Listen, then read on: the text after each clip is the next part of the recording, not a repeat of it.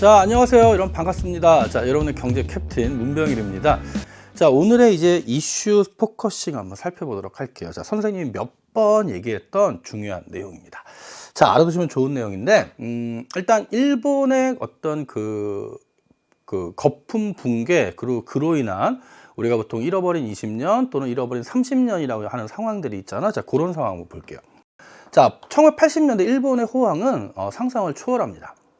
실제로 일본이 경제력으로는 전 세계 2위를 달성했고요. 자, 미국을 턱 밑까지 추격하죠. 그래서 전 세계 그 당시 뭐 2차 대전 이후에 가장 경제적 그리고 군사적 대국이었던 미국이 위협을 느낄 정도로 일본이 기록적 호황을 기록하는데요.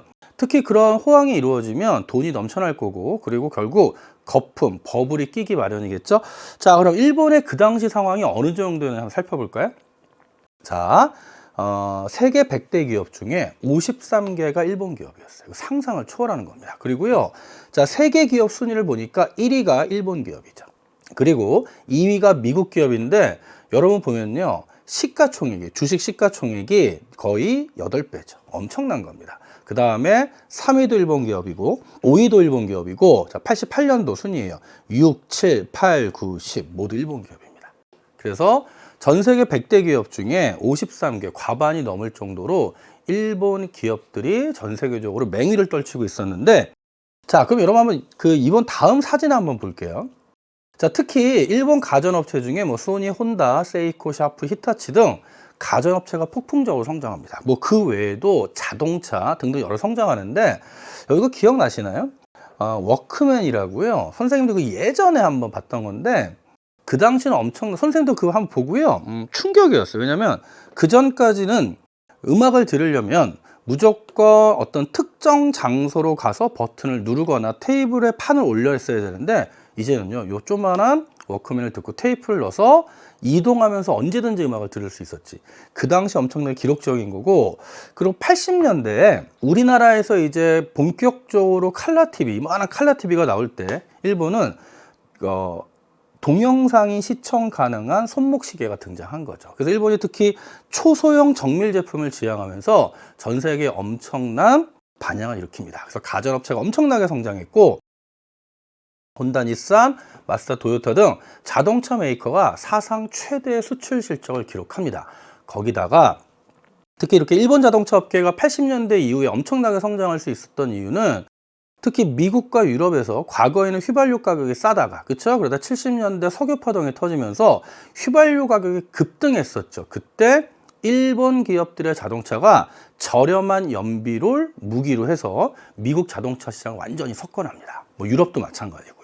자, 이렇게 엄청나게 성장한 일본은 결국 경제가 폭발적으로 등장하면서 돈이 넘쳐나겠죠. 일본의 기업들과 그 기업들의 가치가 올라가고 부동산 가격이 폭등하면서 도쿄 땅을 다 팔면 미국 전체를 살 수 있다. 그리고 이 당시부터 이제 그 전부터 그랬지만 집값은 반드시 오른다라는 부동산 불패 신화가 등장을 합니다. 그래서 일본은 실제로 전후 계속 경제가 성장하면서 80년대 후반, 90년대 초반까지 부동산 가격은 절대 떨어지지 않을 거야 라는 부동산 불패 신화가 등장하죠. 자, 그런데 어떤 경제든 간에 호황을 지나서 그게 거품이 되면 거품은 언젠가 터질 수밖에 없겠죠. 거품은 급격하게 터집니다. 자, 실제로 1990년 새해 갑자기 주식시장이 순식간에 붕괴됩니다. 그래서 91년 가을부터 부동산 가치가 순식간에 30%가 폭락해요. 실제 도쿄 같은 경우에는요, 보통 상업지구의 가격이 이 경제 성장기에 80년대 중후반부터 90년대 초반까지 기본 4배에서 최대 9배까지 올랐죠. 지금 1억 하던 건물이 1억 하던 땅값이 4억, 9억 되는 겁니다. 자, 그런데 그런 것들이 거의 이제 폭락하면서 그 이후에 거의 이제 원상태로 돌아가는 순간인데, 주식시장 붕괴되고 부동산 가치가 폭락하기 시작했죠. 무슨 문제가 생겼냐면, 이 당시 일본 은행들은 대출을, 부동산 담보 대출을 할 때요, 매매가의 보통 100%가 아닌 120%까지 대출을 해줬어요. 은행들이 공격적으로 서로 경쟁적으로 대출을 해주면서 집값이 10억이면 12억까지 대출을 해줄 정도로. 근데 부동산 가격이 폭락하니까 드디어 이제 그 대출금들이 부실 대출이 되겠죠. 그러면서 가게가 파산하고 기업이 부도나고 그 연쇄적으로 은행이 부도나기 시작합니다. 거기다가 급격하게 이제 노숙자가 증가하고요. 이제 극심한 경기 침체를 겪기 시작하겠죠. 그 결과 일본은 20년 넘게 일본 경제는 마이너스 경제 성장을 기록합니다. 그래서 이때부터 일본에서는 디플레이션이라는 어떤 경제 현상, 물가가 지속적으로 하락하는 경기 침체가 지속되는 디플레이션 현상이 지속되고요.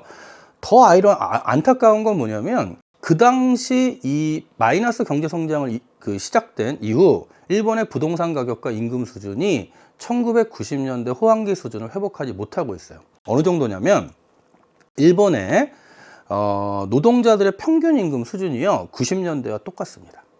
90년대와 똑같아요. 90년대 때 평균 원화로 만약에 한 2,600만 원을 받았다면 지금도 2,600만 원대예요. 임금 수준의 변화가 없어요. 그러니까 우리가 과거에 엄청나게 기록적 경제 성장을 하고 한때 정말 우리 입장에서 과거 80년대, 90년대까지 우리 입장에서는 와 대단한 국가라고 경제적으로 생각했던 일본이 지금은 GDP, 인구는 좀 줄고 있죠. 그리고 GDP 총액은 늘긴 늘지만 1인당 GDP를 물가 수준을 고려했을 때는 이미 우리나라가 2020년 이후에 역전했습니다. 1인당 GDP, 물가 고려한 1인당 GDP 수준.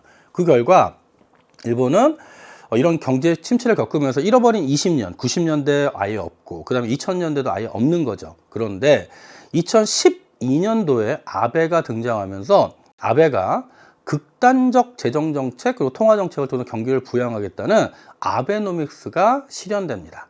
그 결과 실제 일본 경제가 부활하는 것 같았지만 지금 아베노믹스는 실패로 판정이 났죠. 그래서 실제로 일본은 잃어버린 20년이 아니라 잃어버린 30년이다. 그리고 일본 내부적으로는 이제 일본은 선진국이 아닌 한국에게 이제 추격을 당했고 이미 추격을 당했고 추월당했고 그리고 일본은 중진국으로 떨어질 수도 있다라는 위기의식이 계속 팽배하고 있죠.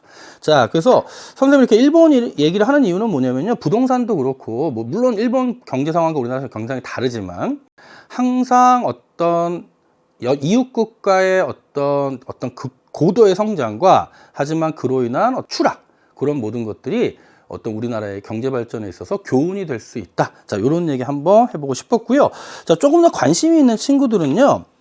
그 검색 사이트 파란 창 이런 데다가 일본의 잃어버린 20년, 일본의 잃어버린 30년 또는 아베노믹스 이런 거 검색하셔가지고 보시면 조금 더 자세한 정보 흥미있게 보실 수 있을 것 같아요.